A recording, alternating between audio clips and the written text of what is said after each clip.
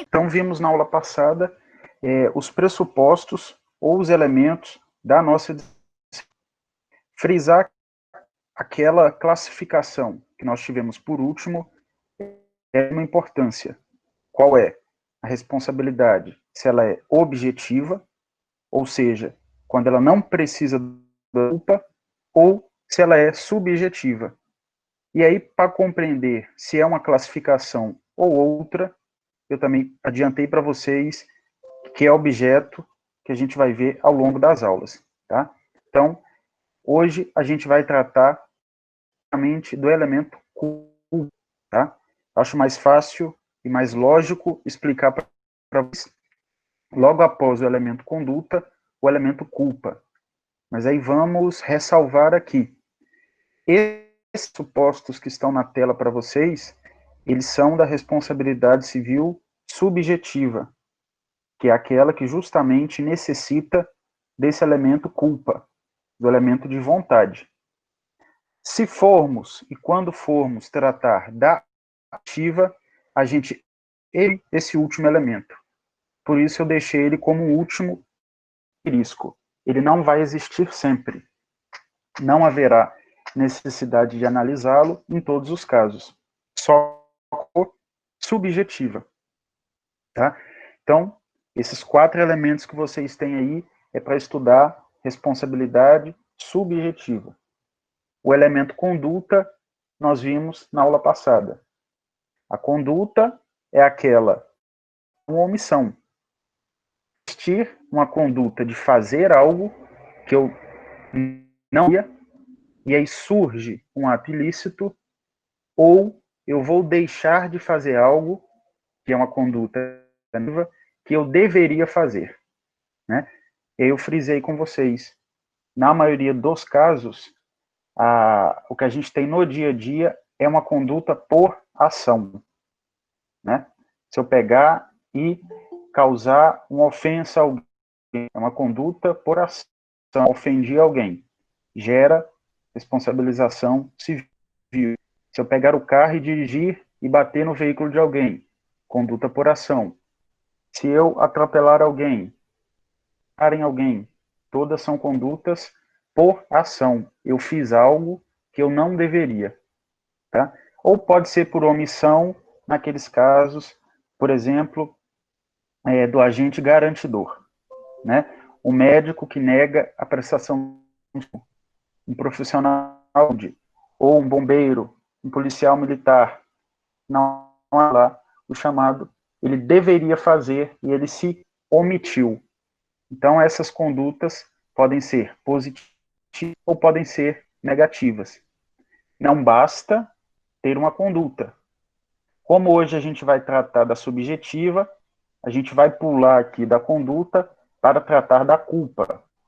Então, na responsabilidade fundada em culpa, eu preciso de conduta, uma ação ou uma omissão fundada no elemento de vontade. E esse elemento de vontade, ele é chamado de culpa. Tá? Então, hoje vamos tratar desse elemento. E aí, próxima tela, vocês tentei colocar um esquema do que seria a culpa. Existe a palavra culpa em sentido geral, tá? Seria como se fosse o gênero. Então, a gente pode tratar de culpa como gênero e ela comporta suas espécies. Então, a culpa ela pode ser dolo, pode ser negligência, imprudência ou imperícia. Tá? Então, veja só, o termo culpa para a nossa disciplina pode abranger essas 4 ramificações. Se eu não quiser especificar qual, aí eu só falo culpa. Tá? Então, o elemento culpa, ele pode englobar a situação, a negligência, a imprudência ou a imperícia. Quando se fala em culpa em sentido estrito ou culpa stricto sensu, aí são as termas, negligência, imprudência e imperícia. Tá? Então, existe a doutrina a culpa em sentido lato sensu, em sentido amplo, pode ser chamada de dolo, ou culpa em sentido estrito ou estricto sensu, que são as três: prudência, negligência e imperícia. Então, cuidado com o termo culpa, que pode englobar toda essa nomenclatura aqui. Mas, quando a gente fala que culpa só do elemento, utilizando essa palavra, pode ser qualquer dos quatro. Se for pedido uma maior classificação, aí teria que diferenciar um termo do outro. Tá? Então, é só um esquema para vocês terem noção. E aí a gente pode, então, do dolo. O que seria o dolo? O dolo do direito civil, ele é, se não a mesma coisa, ele é praticamente a mesma coisa para o direito penal. O dolo nada mais é do que eu fazer algo sabendo, eu fazer algo com a consciência de que eu não deveria fazer. Tá? Então, até o exemplo que tem aí na imagem, se o sujeito pega uma arma para atirar em alguém, de forma o quê? Intencional, de forma deliberada. Tá? Por dolo da parte dele, a intenção da parte dele.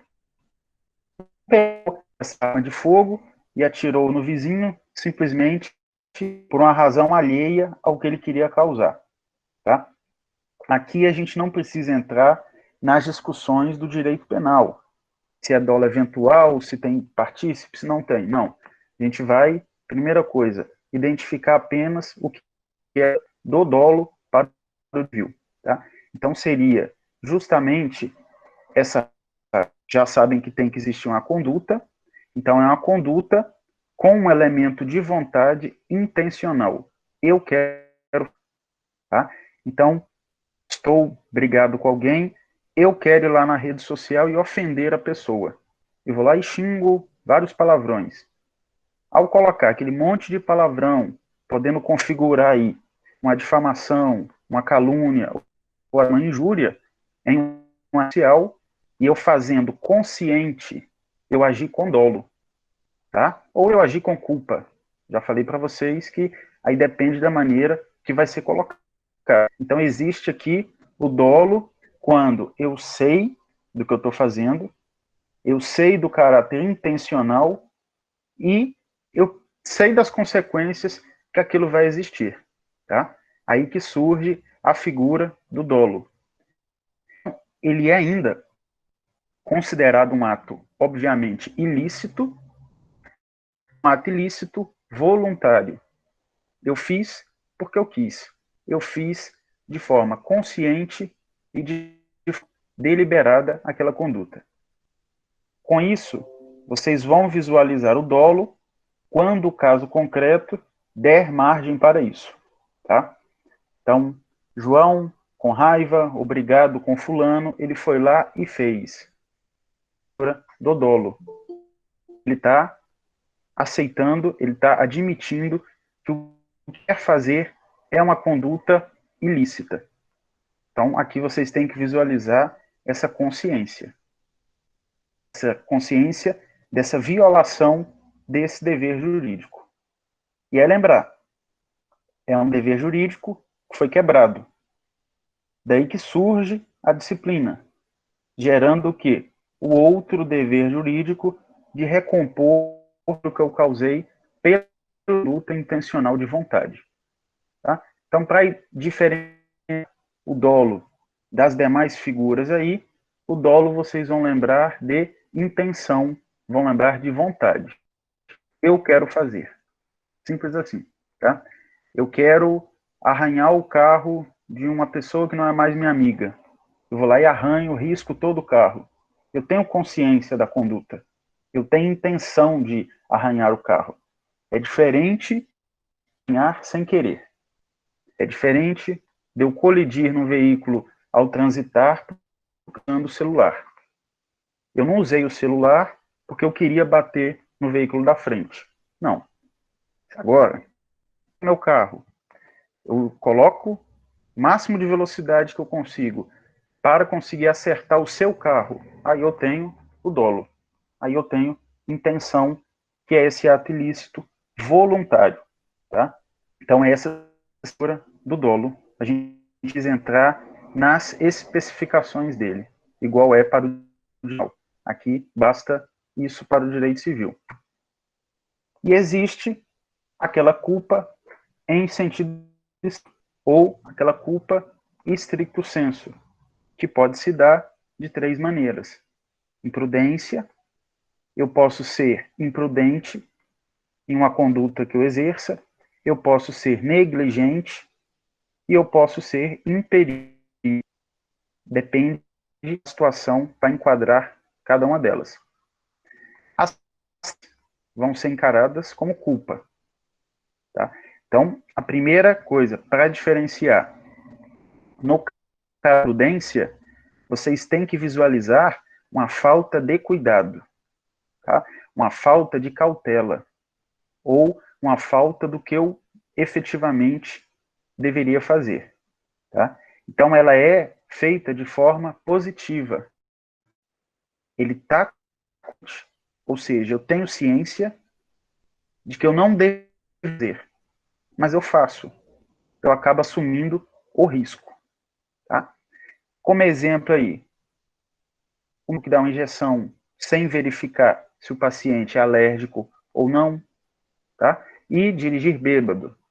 É o que representaria aí para vocês a imprudência, a primeira imagem. O sujeito conduzindo o veículo e pega o celular.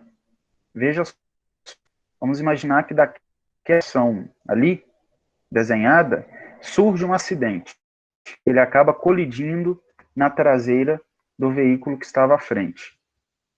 Ele não tinha vontade de bater da frente. Se ele tivesse vontade, eu quero bater, eu quero prejudicar, seria dolo. Aqui, na imprudência, ele assume o risco. Então, a grande diferença é que na culpa em sentido estrito, o sujeito tem que assumir o risco de fazer. Então, ele pegou o celular, ou ele dirigiu bêbado, ele foi mudar a música no carro lá, ou ele excedeu a velocidade. Para a via era 60, ele dirigiu a 80, a 90.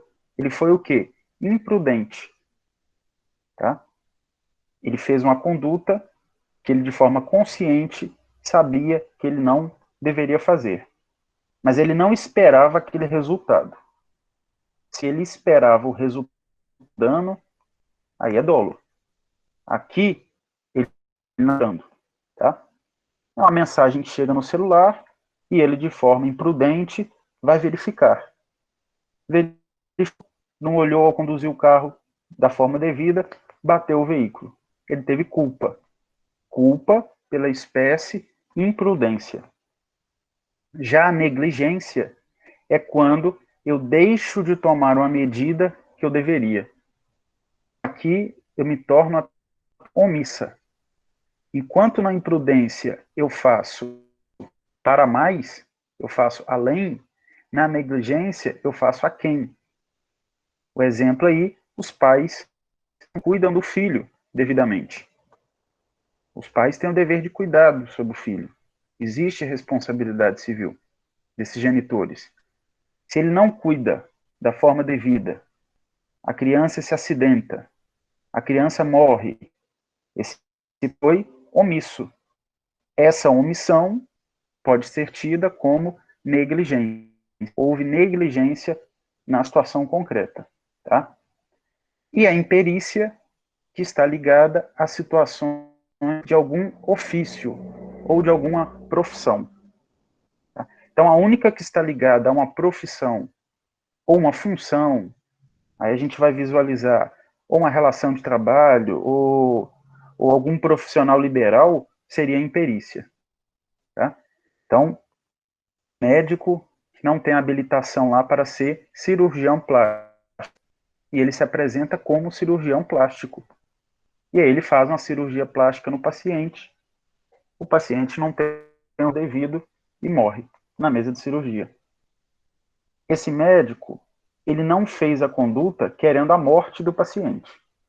Tá? Ele não pensou assim, eu vou operar Maria porque eu quero matar Maria. Não. Se ele fizesse assim, seria dolo. Mas aqui, ele é o risco. Por quê? Ele tem uma incapacidade técnica para o exercício da função de cirurgião plástico.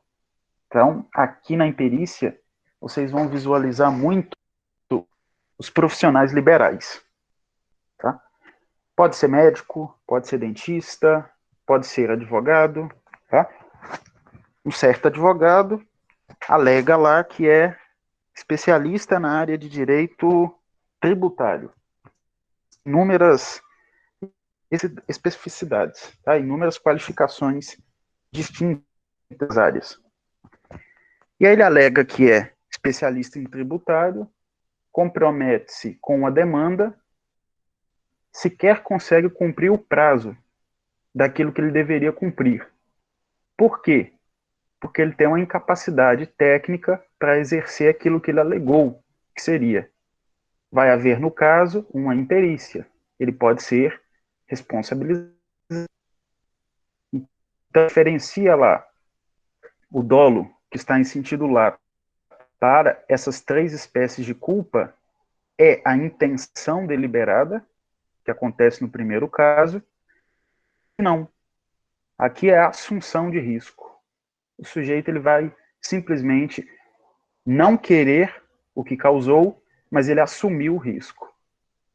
Ou ele assumiu porque ele fez além, ou porque ele fez, ou porque ele não tem qualificação técnica ou para o exercício de profissão ou uma determinada função específica. Geralmente, os casos, eles usam das questões como culpa.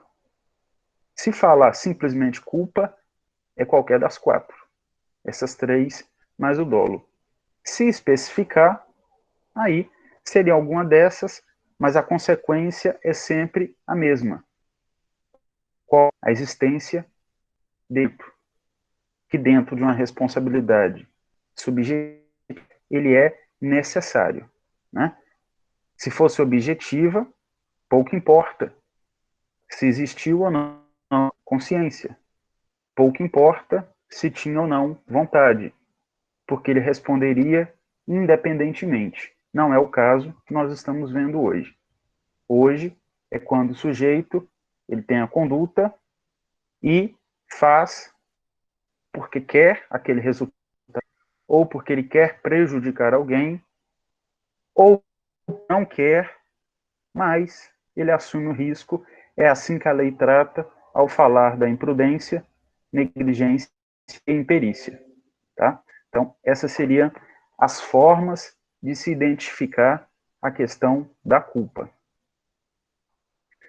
Podemos também falar, não mais de classificação de culpa, mas aí seriam as espécies de culpa.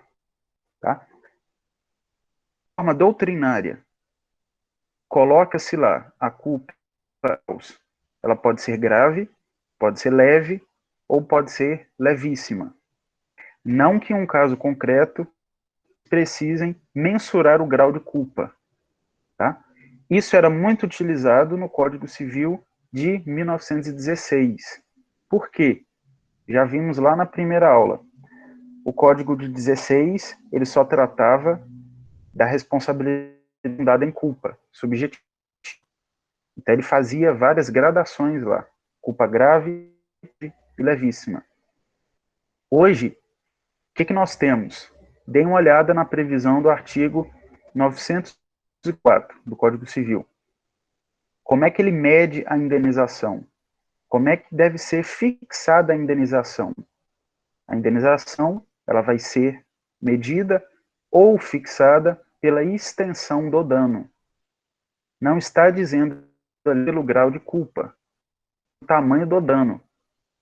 Mas nós temos aí no parágrafo uma ressalva. Quando há uma desproporção muito grande entre a gravidade da culpa e o dano, o juiz pode reduzir a indenização. Então, esse parágrafo único, ele se trata de exceções muito pontuais. Se o juiz verificar, na situação de responsabilidade civil, que a gravidade culpa é pequena, mas ela é mínima, ela é levíssima. E pode o quê? Reduzir o valor da indenização. Tá? Mas é difícil mensurar. Nós não conseguimos fazer essa diferenciação. Então fica realmente para a prática, mas é importante que vocês conheçam aí. Então a indenização, já tenham em mente, ela vai ser fixada, levando em conta o tamanho do dano causado. Vimos na aula anterior, aplica o princípio da restituição ou restitutio integrum. Eu falei também, esse princípio encontra uma das exceções está aqui, no parágrafo único do 944. Tá? Por quê? Aí volta com essa ideia da culpa aqui. Se a culpa for considerada levíssima e tiver um dano bem maior do que aquilo, o juiz pode reduzir a indenização, principalmente para fins de dano moral, né? Porque o dano moral ele é subjetivo, a gente vai ver depois. O dano moral ele é fixado de acordo com o caso concreto. Então, apesar de o Código Civil atual, não tão atual, né, mas o Código Civil que nós temos, ele prevê a indenização médici pelo tamanho do... Às vezes, é necessário discutir numa ação o grau de culpa, principalmente se você estiver pela parte ré, né, por quem está sendo demandado. Porque se você estiver em determinada situação concreta, o que poderia ser a sua tática de defesa? Tentar mostrar para o juiz que aquela culpa ela é levíssima. Então o juiz diminui o tamanho da indenização. São situações muito pontuais, tá? Não é em qualquer caso que a gente vai fazer isso. Decorrente de um acidente de trânsito, houve morte. Não tem como eu tratar a morte como culpa levíssima e querer que a indenização seja só pelo valor do carro. Não, existe ali fatalmente um dano moral para a família da vítima.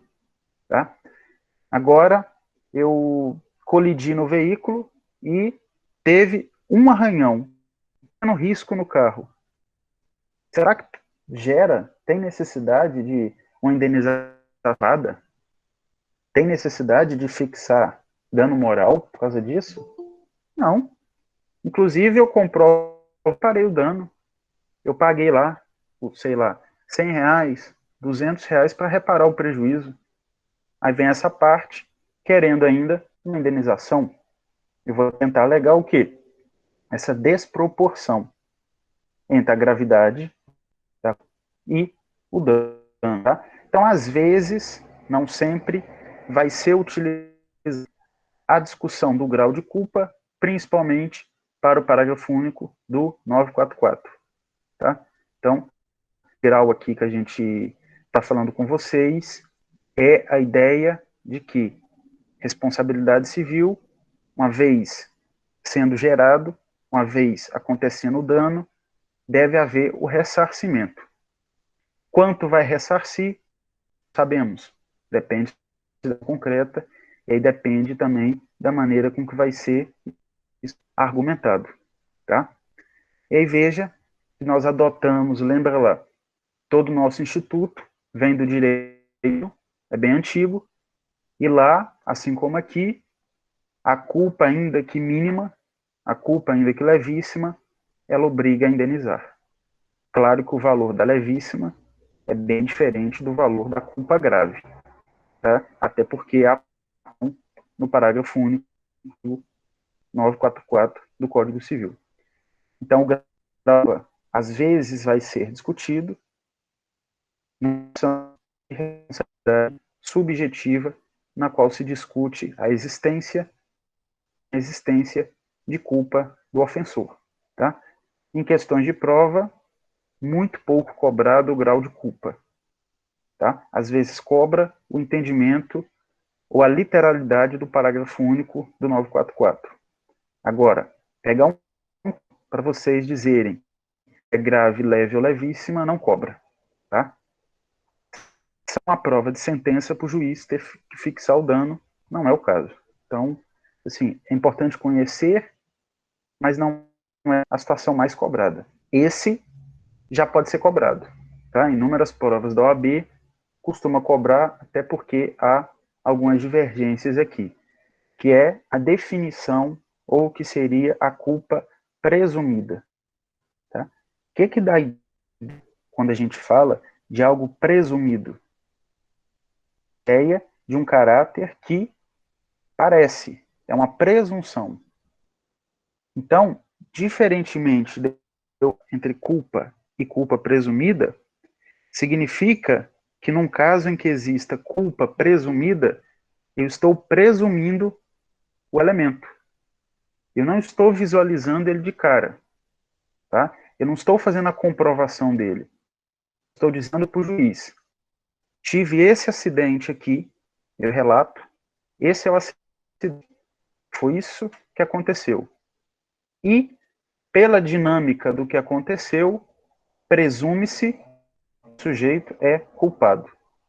Então, vai ter em meu favor de vítima o quê? Uma presunção relativa de que a outra parte ela é culpada. Aplica em todos os casos? Não. Em alguns casos pontuais. Da fundamentação. Tá? A regra, qual que é? Responsabilidade subjetiva, quem tem que fazer a prova da culpa é quem? Em regra, regra geral, processo civil, é a vítima. Tá? Se eu alego que fui vítima de um acidente de trânsito, José bateu no meu carro. José bateu no meu carro, me causou um prejuízo de 15 mil reais.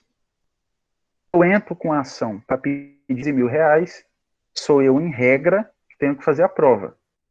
A prova do acidente, a prova do prejuízo, a prova de que ele que é o réu.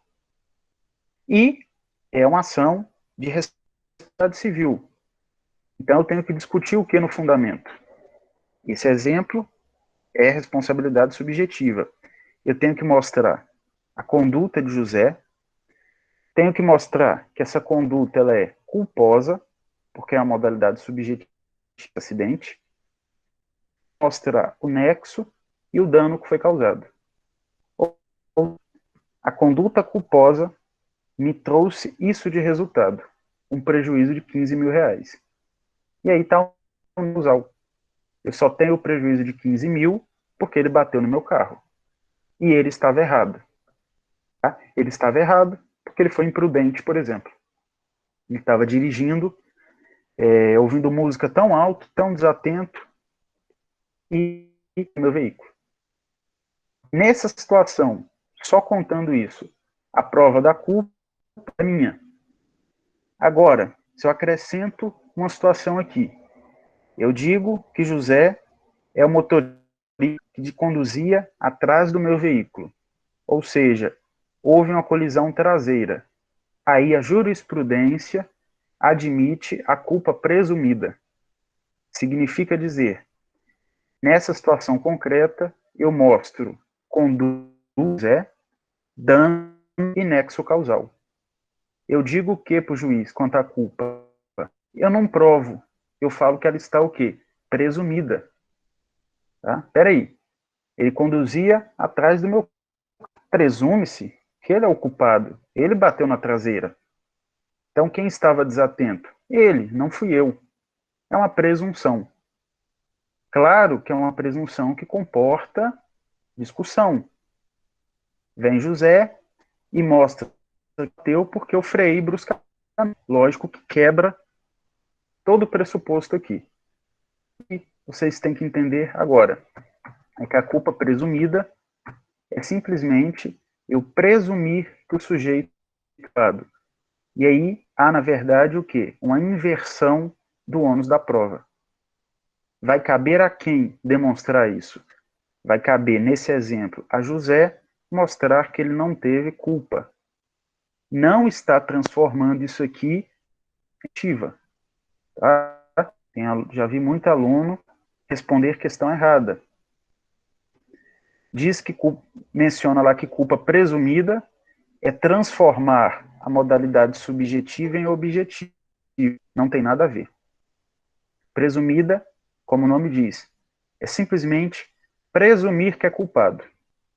Mas entre presumir e ser, há uma dilação probatória aí para ser discutida no processo. Tá? Então, situações que eu, principalmente como vítima, vou ter em meu a presunção de culpa de quem me causou dano. Ah, mas quais são as hipóteses? Não existe uma lista. Depende do caso concreto. Porque a matéria, como eu disse, vai depender das condições com que aconteceu o fato. Vai depender da dinâmica da situação. Uma situação que a jurisprudência considera praticamente para aplicar a culpa é esse exemplo da colisão traseira. Caso concreto de vocês, quando vem na prova, por exemplo, José conduziu o veículo e aí colisão traseira de Marcelo, houve um dano e conta um monte de coisa lá. Já chama a atenção de vocês que pode ser que seja aplicado a culpa presumida, tá? Já poderia ser tentar alegar essa presunção de culpa, situação majoritária na jurisprudência, que conduz um carro e ele acaba subindo com esse carro na calçada e atropela um pedestre. Veja só, pensa na situação. Presume que a culpa é de quem? Para andar na calçada. Quem tem que andar na calçada? É o pedestre ou é o carro? Naturalmente é o pedestre. Se eu mostro para o juiz que eu fui atropelado na calçada, será que vou ter que mostrar a culpa do outro? Mas ali é lugar de andar carro? Então, tem em meu favor o quê? Uma presunção de culpa da outra parte. Essas são duas situações, de forma majoritária, que a jurisprudência vem considerando. Mas, em algum caso que for verificado que dá para presumir a culpa, a gente consegue aplicar. Mas não é em qualquer caso. Tá? Por isso que a maioria das provas, praticamente todas, inclusive da OAB até o momento, só trabalharam com esses exemplos, porque a matéria ela demanda discussão. Se ela demanda discussão e ponto de vista, se é muito para a questão de prova, praticamente o examinador tem que aceitar todo tipo de resposta. Tem que aceitar quem diz que tem culpa presumida e quem diz que não tem. Então as questões elas vão ficar mais nessa linha aqui, tá? A traseira e o carro quando ele atropela aí o pedestre na calçada, por exemplo. Tá? Situações clássicas, digamos assim. Ao lado aí vocês têm um quadro em verde. Essa que está em vermelho, que é uma súmula, ela não está arriscada porque eu errei, é porque foi de forma proposital. Por quê? Ela diz algo diferente do que diz um enunciado da jornada de direito civil. A súmula 3 do STF, ela diz que presume a culpa do patrão pelo ato do empregado. O que ela está querendo dizer? O empregador responde pelo dano que o empregado causar, se o empregado tiver culpa. Então, haverá, em desfavor do patrão, uma presunção de culpa. Significa dizer, para a súmula 341, responsabilidade do patrão, ela é subjetiva com culpa presumida. Tá? Então, isso é o que diria a súmula. Ela não foi revogada, mas, posterior a ela, veio um enunciado, tá? O enunciado 4 da Jornada de Direito Civil, e diz: a responsabilidade civil por ato de terceiro funda-se na responsabilidade objetiva, ou seja, é aquela que independe de culpa, estando superado o modelo de culpa presumida. Ela vai de encontro está na súmula. Ela diz o contrário. Enquanto a súmula que o ato do empregado gera para o empregador o dever de reparar o dano fundado na presumida, o enunciado vem dizendo. Não deu esse exemplo, mas é um ato de terceiro. Vocês vão estudar isso melhor em outras aulas. Mas é a mesma coisa aqui, tá? Para esse exemplo nosso. Vem o enunciado dizendo que o ato do empregado gera o dever do dor ressarcir o dano de forma objetiva. E aí, se é de forma objetiva, como diz o enunciado, eu não preciso aplicar o elemento culpa. Eu fui vítima de um empregado de uma loja, de uma empresa, eu vou alegar o quê? Conduta, nexo e dano. Só isso. Foi enunciado. Se eu aplicasse a súmula, eu teria que mostrar conduta, nexo, dano e que a culpa é presumida. Ou fazer a comprovação, se eu não quiser fazer a presunção. Tá? Mas aí eu tinha a súmula em meu favor. O melhor entendimento hoje é que tem que ter o enunciado, não a súmula. Tá? Então, cuidado quando lê a súmula, porque ela não está sendo utilizada, mas ela não foi revogada. Ela está em desuso, porque ela é um pouco antiga. Tanto é que ela é do STF e não do STJ. Então, a gente descarta dentro dela porque está ultrapassado. Então, cuidado com a de internet. Tá? Vamos preferir nesse exemplo. Então, já sabem hoje que o patrão responde pelo ato do empregado. E o patrão responde objetivamente, superada essa ideia de culpa presumida. Tá? Então é importante ver aqui esse tratamento diferenciado, lembrando que vamos aplicar o enunciado. Trouxe aí uma jurisprudência para dar culpa presumida, para vocês verem como é que geralmente isso é colocado nas decisões dos tribunais. Tá?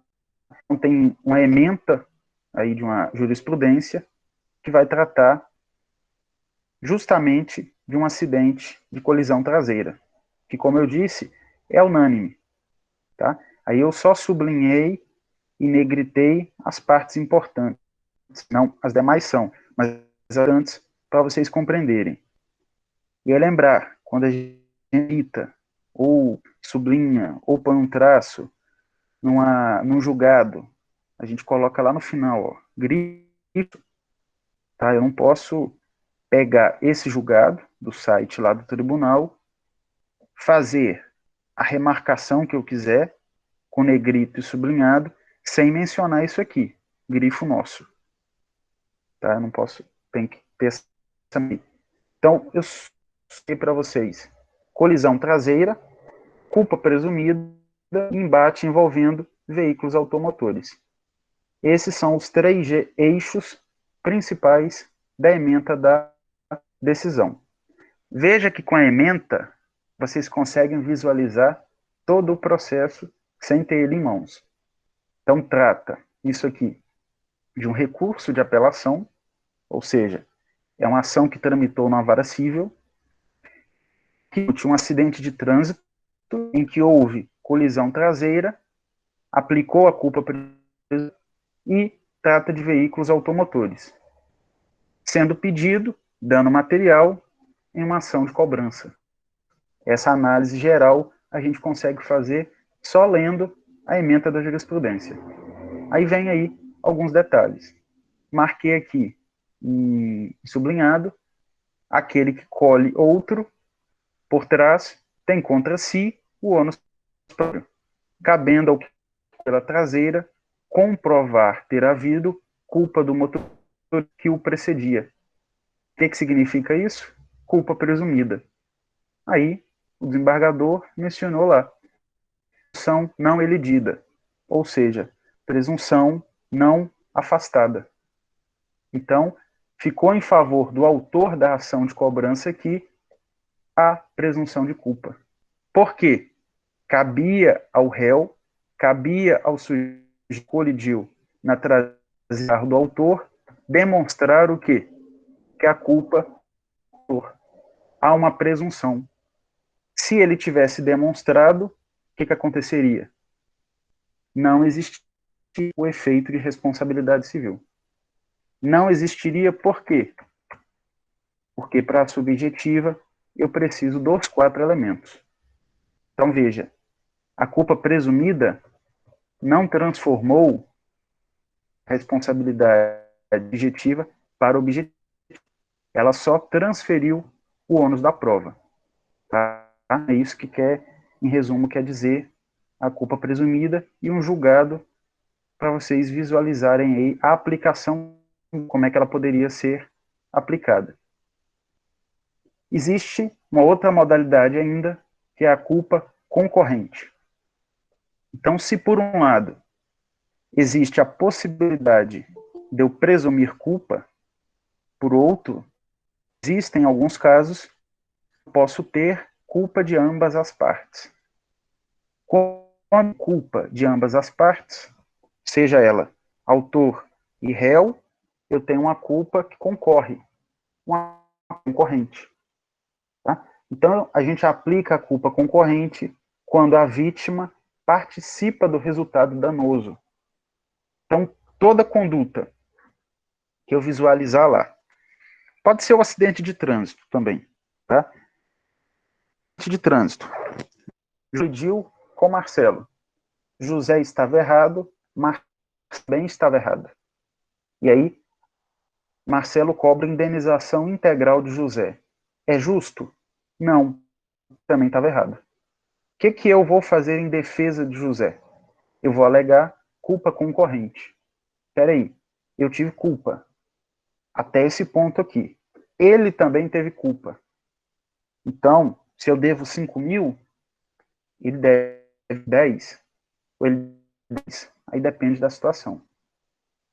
A culpa concorrente vai existir quando houver, então, essa concorrência entre conduta do autor e conduta do réu. Ambas fizeram sentido para o evento danoso. Ambas fizeram sentido para o acidente, por exemplo. Claro que é difícil fazer a comprovação disso na prática. É bem complicado. Vai demandar, por exemplo, perícia, tá? Um erro. Vamos imaginar que um erro médico, o médico errou, mas o paciente também errou. Por quê? Não seguiu a recomendação do pós-operatório. Tinha que ficar cama 15 dias, 2 semanas em repouso. Não. No terceiro dia, eu já estava fazendo atividade física. Então, veja só. Pode existir nesse caso? Pode. Não estou dizendo que vai existir.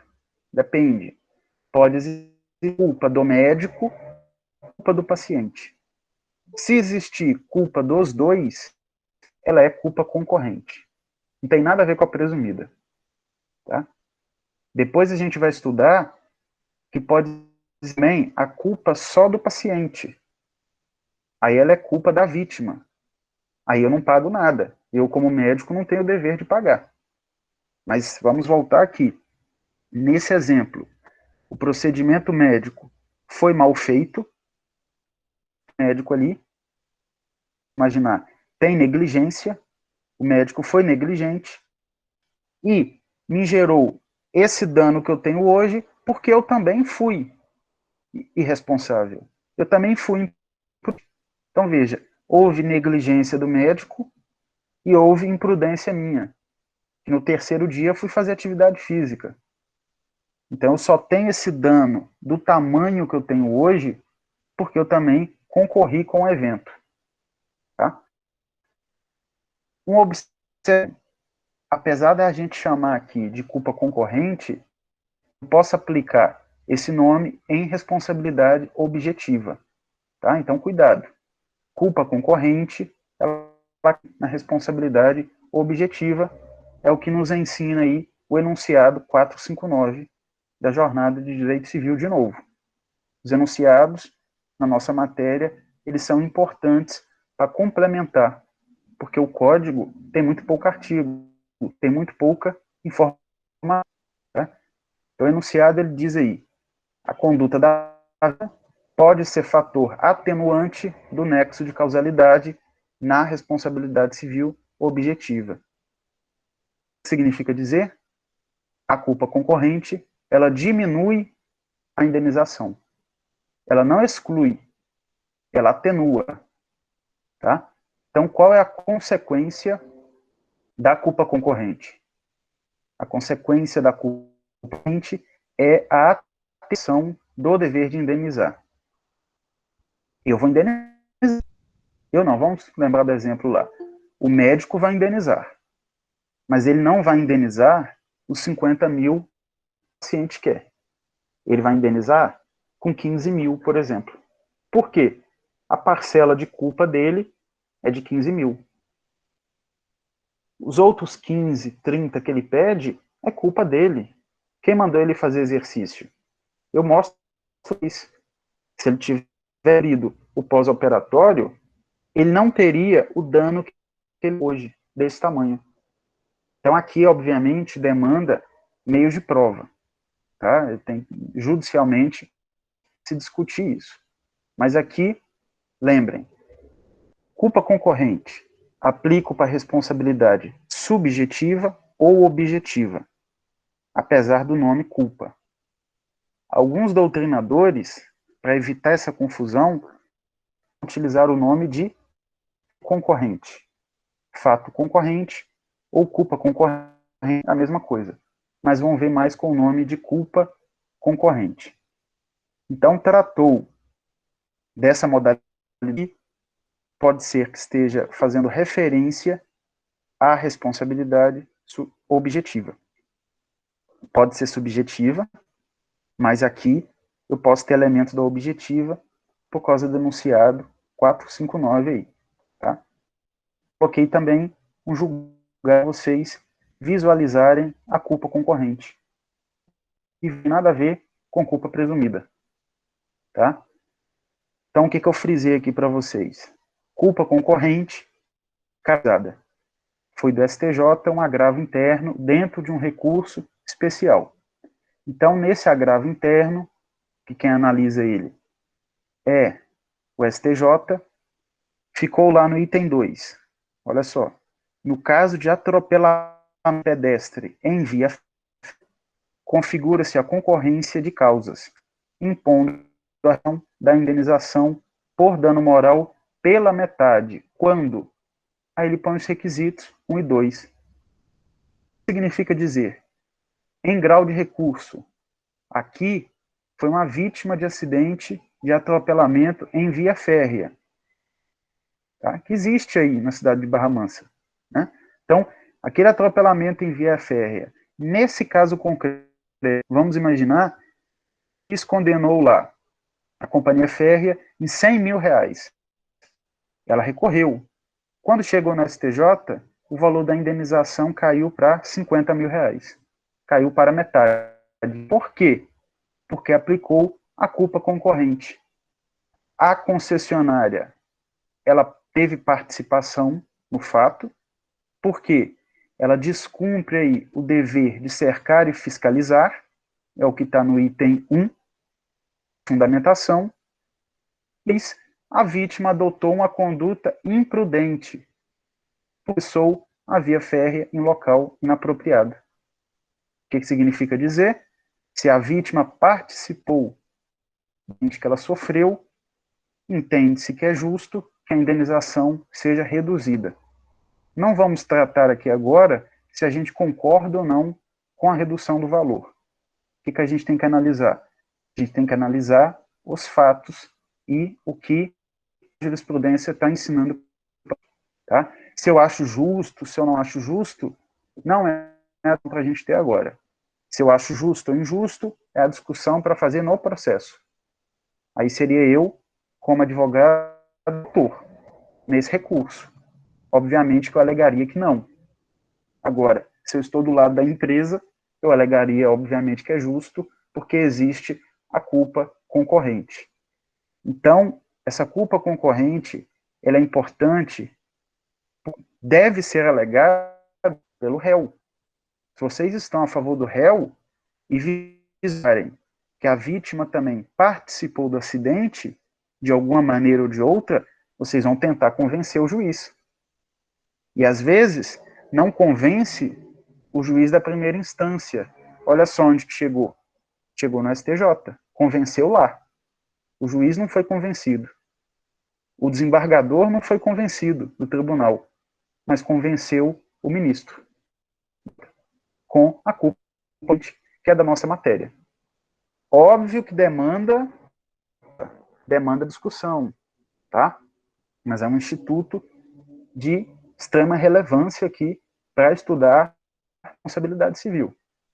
E aí, como eu falei, para o enunciado 459, pode ser aplicado na responsabilidade objetiva. E essa jurisprudência é justamente um caso de responsabilidade objetiva. A companhia férrea, ela responde objetivamente, tá? Então, tomem cuidado com a culpa concorrente. Essa culpa concorrente, ela pode ser em qualquer modalidade de responsabilidade civil, tá? E aí, dentro disso que eu coloquei para vocês, essa ideia do agir com a culpa, significa, indo lá para o dolo e para a culpa em sentido estrito, como que uma conduta que todos nós, ou a sociedade de forma em geral, ela rechaça. Por que ela rechaça a conduta culposa? Por quê? Porque nós temos aqui uma conduta ou um dever de zelar e agir de maneira cautelosa nas nossas relações sociais. Então, se eu ajo de forma inapropriada, seja por vontade de causar dano a alguém, ou indo o dano que eu causo, essas condutas têm o quê? Uma altura, inclusive um valor social a ser reprovado. Tá? Esse até eu trouxe aqui, depois vocês vão ler um trecho para Carlos Roberto Gonçalves, para ele falar um pouco da culpa, para a gente fechar a ideia. E trouxe novamente o artigo 927, para fixar a ideia de que a responsabilidade, em regra, no nosso Código Civil, continua sendo exclusiva.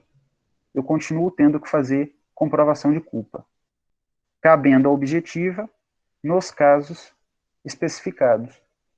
Tem duas maneiras aí para o parágrafo único. Vejam aí, haverá obrigação de reparar o dano independentemente de culpa, ou seja, pela modalidade objetiva, nos casos especificados em lei, ou, veja que é ou, atividade normalmente, pelo autor do dano, implicar risco ao direito de outrem. Não, é uma teoria que a gente ainda vai estudar. Mas veja só, haverá independentemente de culpa, e ele explica. Não aqui no artigo, mas ele diz, nos casos ditos na lei, são inúmeros, inclusive no Código Civil, ou quando aplicar a teoria que a gente ainda vai estudar. Leva a concluir que a culpa ela é essencial à caracterização da atividade civil, salvo, friso, os casos de responsabilidade objetiva. Salvo ou excetuado esses casos, ela é Código Civil subjetiva, eu preciso do elemento culpa. E aí guardem aquelas considerações de culpa. Culpa presumida, culpa concorrente, porque elas podem ser discutidas em uma ação. Não somente a ideia do que é dolo, mas a discussão quanto a eventuais formas de alegação, até pelo autor ou até mesmo pelo réu. Então, tenham em mente a ideia da como um elemento ou um fator imprescindível para responsabilizar alguém civilmente, exceto nos casos que independem da culpa. Nesses casos, eu preciso comprovar a culpa. Se eu não comprovo, ali é igual uma equação de matemática. Se eu não comprovo, infelizmente, culpa não existe. Se culpa não existe, eu não ganho indenização. Não tem efeito de responsabilidade civil.